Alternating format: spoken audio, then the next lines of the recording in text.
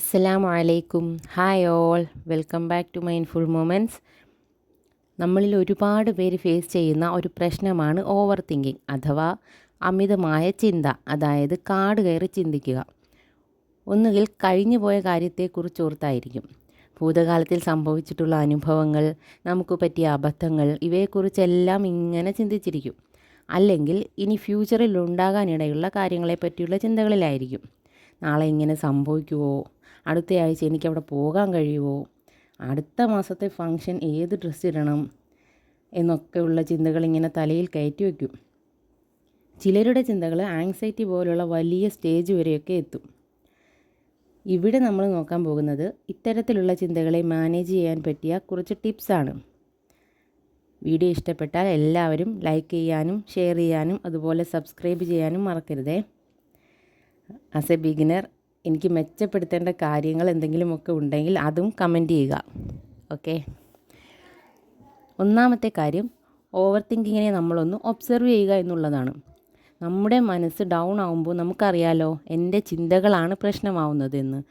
എൻ്റെ മനസ്സിപ്പോൾ ചിന്തകളാൽ നിറഞ്ഞിരിക്കുകയാണെന്ന് നമ്മളൊന്ന് മനസ്സിലാക്കുക. രണ്ടാമത്തെ കാര്യം ഡീപ്പ് ബ്രീത്തിങ്. നന്നായി ഒന്ന് ശ്വാസം എടുത്തു വിടുക, എന്നിട്ട് നമ്മുടെ പ്രസൻറ്റിലേക്ക് വരിക, അതായത് മൈൻഡ്ഫുൾ ആവുക. നാം എന്ത് ചെയ്തുകൊണ്ടിരിക്കുകയാണോ മനഃപൂർവ്വം നാം അതിലേക്ക് ശ്രദ്ധ തിരിക്കുക. ഡ്രൈവ് ചെയ്യുകയാണെങ്കിൽ നമ്മുടെ കൈകൾ സ്റ്റിയറിംഗ് പിടിച്ചിരിക്കുന്ന രീതി, റോഡ്, മറ്റ് വണ്ടികൾ, നാം ഗിയർ ചേഞ്ച് ചെയ്യുന്നത് എന്നതിലോട്ടൊക്കെ ശ്രദ്ധ കൊടുക്കുക. നാം കിച്ചണിൽ പാത്രം കഴുകിക്കൊണ്ടിരിക്കുകയാണെങ്കിൽ വെള്ളം വീഴുന്നത്, നാം സോപ്പിടുമ്പോൾ പാത്രം ക്ലീൻ ആവുന്നത്, ആ അഴുക്കുകളൊക്കെ പാത്രം ഇങ്ങനെ വാഷ് ഔട്ടായി പോകുന്നത്, ഇതൊക്കെ ഒന്ന് കാണുക. ഏത് പ്രവൃത്തിയിലാണോ നാം ഉള്ളത് അതിലേക്ക് നമ്മുടെ മൈൻഡിനെ മനഃപൂർവ്വം ഡൈവേർട്ട് ചെയ്യുക. മൂന്നാമത്തെ കാര്യം, ഇത് നല്ലൊരു എഫക്റ്റീവ് മെത്തേഡാണ്. നമ്മുടെ ഉള്ളിലുള്ള ചിന്തകളെല്ലാം അപ്പടി ഒരു ബുക്കിലേക്ക് അങ്ങ് എഴുതുക. ഇത് എഫക്റ്റീവ് ആണെന്ന് പറയാൻ കാരണം, ബ്രെയിനിലുള്ള ചിന്തകൾ നമ്മുടെ കയ്യിലേക്ക് വരുമ്പോൾ അതിൻ്റെ സ്പീഡ് കുറയാൻ തുടങ്ങും. മാത്രമല്ല, ചിന്തിച്ചിരിക്കുന്ന സമയത്ത് നമുക്ക് നമ്മുടെ പ്രശ്നത്തിനൊരു പരിഹാരം കണ്ടെത്താൻ കഴിയില്ല. എഴുതുമ്പോൾ നമുക്ക് സാവധാനം ചിന്തിക്കാനും ഒരു സൊല്യൂഷൻ കണ്ടെത്താനും സാധിക്കും.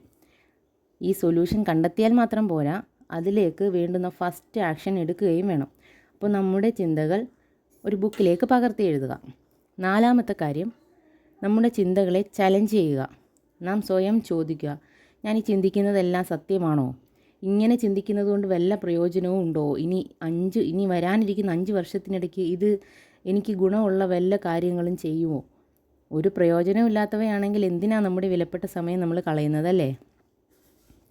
And finally, self care. നമ്മുടെ മൈൻഡിനെ കാമാക്കുന്ന കാര്യങ്ങൾ ചെയ്യുക. അതായത് ചിന്തകളാൽ നിറഞ്ഞിരിക്കുന്ന സമയത്ത് പുറത്തിറങ്ങി ഒറ്റയ്ക്കൊന്ന് നടക്കുക, പ്രകൃതി ഭംഗിയൊക്കെ ആസ്വദിക്കുക, പൂവും ചെടികളും കിളികളും ആകാശവും ഒക്കെ ഒന്ന് മനസ്സറിഞ്ഞ് കാണുക. അതുപോലെ ചെറിയ രീതിയിൽ എന്തെങ്കിലും എക്സസൈസ് ചെയ്യുക, അല്ലെങ്കിൽ ജേണൽ എഴുതുക. ഇവയൊക്കെ നമ്മുടെ മനസ്സിനെ ശാന്തമാക്കും. പിന്നെ ഒരു കാര്യം മനസ്സിലാക്കുക, ഓവർ തിങ്കിങ് ഒറ്റ ദിവസം കൊണ്ട് മാറുന്ന കാര്യമല്ല. നാം സ്ഥിരമായി ഇവയൊക്കെ പ്രാക്ടീസ് ചെയ്ത് നമ്മുടെ വരുതിയിലാക്കുക.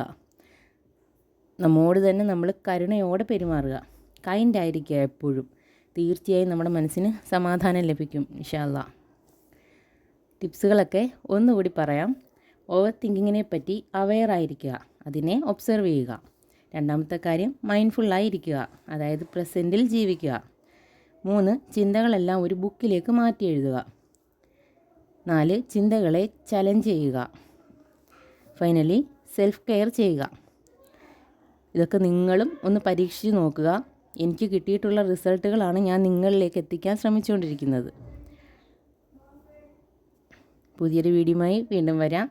അസ്സലാമു അലൈക്കും വറഹ്മത്തുള്ളാഹി.